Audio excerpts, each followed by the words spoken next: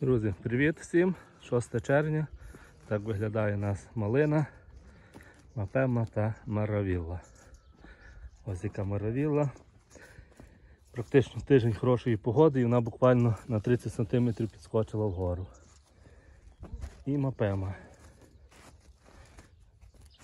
На даній малину, на даному полі ми робили лише один раз обробку фунгіцидом, інсектицидом. І скоріше всього на протязі тижня необхідно буде зробити другу обробку. Зараз покажу, як малина почуває всередині. Пагони здорові, хвороб ніяких не видно. Як бачимо, вже зав'язується, ще трохи вже буде цвісти.